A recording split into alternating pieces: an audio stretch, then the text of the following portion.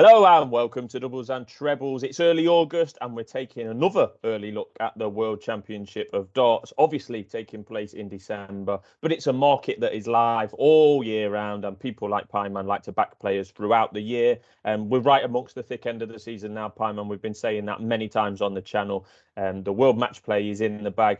The big boys are down under for a couple of weeks in Australia and New Zealand for the World Series, then a bit of World Series and European Tour action in Europe in September. Then in October, we've got the Grand Prix, the Grand Slam, the European Championship finals, the Players Championship finals, World Series finals in there somewhere as well. So there's a lot to fit in between now early August and the 1st or 2nd of January when it will be the World Championship final. There's only one place to start in the market, Pyman, and that is at the top, where Michael van Gerwen finds himself at 4-1 anti-post favourite at the moment. Premier League winner, pre-hand up. Then he went away and had a hand up. Missed the World Cup. There was question marks about his recovery and form, and he returned in the World Match Play after his hand up and won that as well. So he's a clear favourite. He's right to be there for me. He's 4-1 to go and win. Is it his third title he's chasing, Pyman? But that's the only place to start. So Van Gerwen. Yeah, Van Gerwen, I think he's a worthy favourite. As you say, turned up in the World Match Play, kind of, wouldn't say destroyed the field, but I mean, he was irrepressible at times, especially in that final against Gerwyn Price. And I think it's quite right that he should just sit slightly ahead of Price in the market as things stand. As we know, this market is reactive to tournaments and it will flip-flop a little bit between now and then. I mean, looking a little bit further down the market, we have the likes of Jonny, Clayton, who haven't done something in a couple of months and then actually drift out a couple of points. And then they may well go do something in October and come back in a couple of points. And, anyone who's sort of building a book or a market will probably be aware of that and will just be, when these players are having quiet patches, they'll just be topping themselves up on them players and then vice versa. But whether Van Gerwen's actually going to get any bigger or much bigger than this 4-1 9-2 that's knocking about now is very questionable, really. I mean, there's a good chance that he goes and wins something else, I think, before we get to the Alexandra Palace, and it may only shorten further. I mean, you'll remember the days, just like I do, of Van Gerwen going off, almost an 11th even money favourite for this tournament quite regularly. So I think those days are gone just because of the depth of quality, as I always tend to mention on these videos. But he could yet get shorter. You have to think of a scenario where he goes and wins the World Grand Prix, and then he'd be going into the Grand Slam probably as a 2-1 favourite, maybe even a bit shorter. People like to follow momentum and people like to follow certain names more than others. And I think when someone like a Jonny Clayton or a Michael Smith wins a couple of tournaments, yes, they shorten up a bit. But when Van Gerwen wins a couple of tournaments, he could really go into a really clear favourite for this betting market. And I know you've talked about Gerwyn Price. He's second in the betting, and he's somebody who, because he hasn't won a TV major in a while, he's starting to just ease out a little bit. He's been joint favourite or outright favourite for the best part of a year now for every tournament, and this is the first time we've seen him kind of drift out into a clear second favourite. So yeah, it's interesting times in the market, and of course, I'm very sceptical that the World Series or the European tours are going to have much impact on this market, to be honest, because I think people generally view them as a little bit of an exhibition, a little bit of a sideshow. Let's be honest, going to Australia and New Zealand, it's effectively a holiday for these lads that are going, isn't it? And they're taking the families as you would. So I wouldn't be taking too much notice of these events in terms of the World Championship, for example. I think our next key indicator is probably going to be the Grand Prix in October, if I'm being honest. Yeah, that's right. And I remember vividly and, strongly pointing out in our World Championship preview last year that 7-2, the shortest price of any runner, I think there's 96 runners in a World Championship nowadays, was the biggest price of the favourite for quite literally about 20 years, because we went through the Phil Taylor era where he was often going off odds on for these tournaments. And then Michael van Gerwen came. There might have been a 1-year transition, if you like, within those 20, where Van Gerwen might have been a similar price to this. I don't have the full history, but, and it's just a theme ongoing that we just keep going into tournaments like the World Match Play, saying it's wide open. I think the World Match Play was something in the region of 5 or 6-1.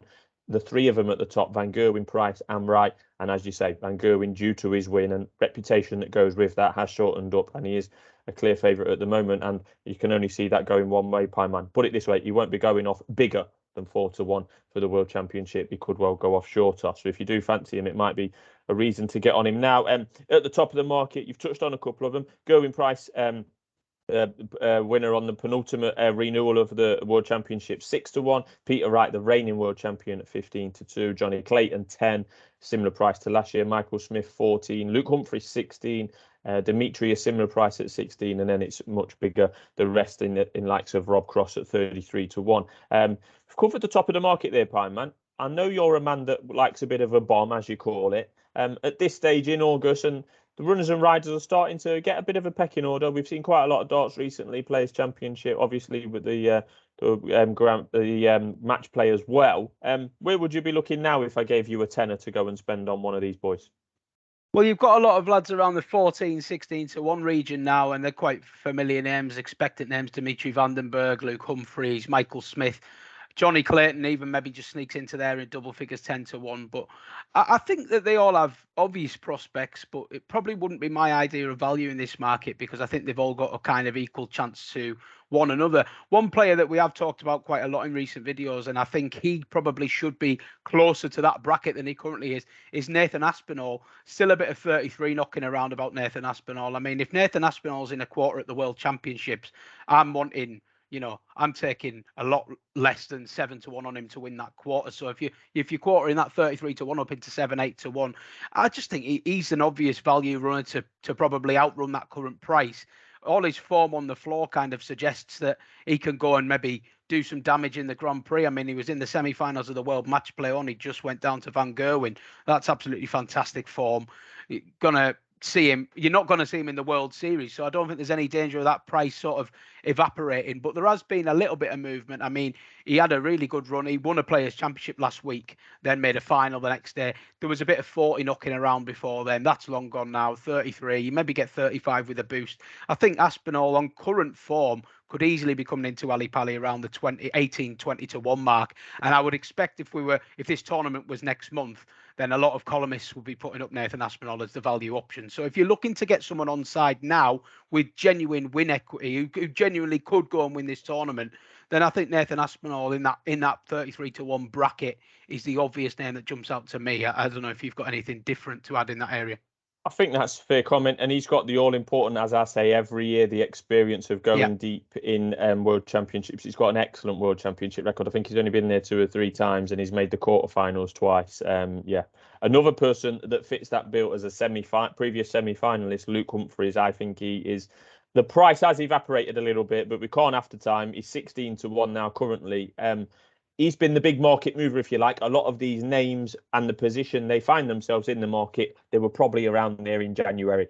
Jonny Clayton was probably the 4th favourite in January this year. Michael Smith was probably the 5th favourite, for example. Rob Cross was probably 33-1. The big mover, if you like, this year is Luke Humphries. He opened the year at 40-1 for the World Championship. He's had a stellar year. He's won 4 times on the European Tour. He made a final in the Players' Championship last week. He's the number 1 ranked player in the Players' Championship at the moment. There's been 24 events. I mean, you don't need to know much more than that. I know we've talked about Damon Heta in that sphere as well, but he will be disappointed with his match play performance. But he's playing on home soil in those World Tour events in Australia in the coming weeks. So there's all sorts of, we could probably be here for an hour, Pine Man. A man I was impressed with in the World Match Play was Big Dirk. I think he's playing well. He is one who lacks the experience of going far in a World Championship, but I can see him being a possible mover between now and then. If he goes far in the Grand Slam, that 50 will soon become 25 and 33. So there's many we could be looking out for.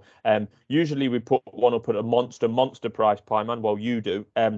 The way it's set up with the seedings and, like I say, the experience, and it's just such a unique event with the sets, etc. Is there anyone that you could see coming out of the pack who's possibly a too big a price now, and someone maybe not in the top, maybe not even ranked in the top 32, and some people will be wanting to avoid in the first round, if you see what I mean?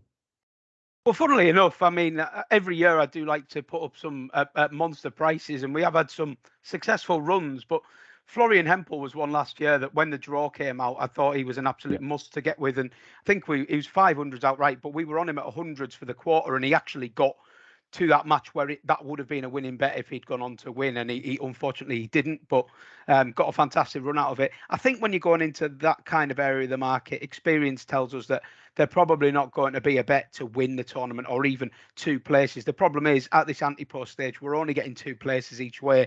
So you only really want to be backing either someone that you feel is going to improve a hell of a lot over the year or shorten a hell of a lot that you can trade, or someone who you genuinely think has a chance of making the final, or you're effectively just putting on losing bets. So I wouldn't encourage anybody to put any of their money down on anything at 3 figures at the moment. Some players that I could quite feasibly see shortening up even further. Funnily enough, I got a text the other day off someone who doesn't really follow darts asking me what I thought about a guy called Josh Rock. Anyone who watches this channel will know we've been talking about Josh Rock since January. He's obviously hit that near world record average on the Pro Tour the other day, and that's generated a lot of hype. He's going to get in via his Pro Tour rankings. We all know the talent Josh Rock has. He's 100 to 1, 125. There's been a lot bigger knocking around earlier in the year. That could be a trade quite feasibly, but you're going and asking a youngster to go and win the World Championship. It's 1 in a million, really.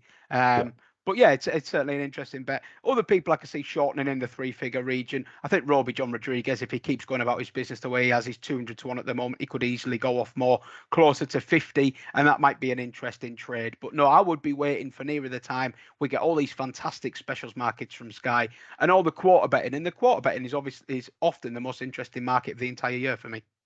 Yeah, I know we like to play them ones up, and we will be previewing every single player that plays in the World Championship on this channel in one method or another. If you put a gun to my head, it'll be Luke Humphries, Pine Man. The price is a bit shorter than he was earlier in the year. I've said that before, but as we stand now, he's 16 to 1. I just think he's only going in one direction, and we are going to be covering him in a separate video, all for himself, because that's what he deserves in the form that he has been in so far this year. Yeah, I wouldn't argue too strongly with that. I really like Luke Humphries, and I know that we both feel similar about his price, and it has evaporated a bit, as you say, but with good reason. He'll come with a live chance. And then in terms of the top ones in the betting, I will just give a little mention to Peter Wright. I feel like we often overlook him in these videos. He is a world champion, the reigning world champion, and he's 15 to 2. All he's done is he's drifted a tad this year, but we all know Peter Wright's going to turn up at the Ali Pali, and if they don't get rid of him in the first round, he's going to be an absolute nightmare to get rid of. So he always seems to give you a run for your money, Peter Wright. So yeah, I mean, he deserves a mention. Right, we'll call it a day there for this instalment of World Championship Chat, but there'll be plenty more.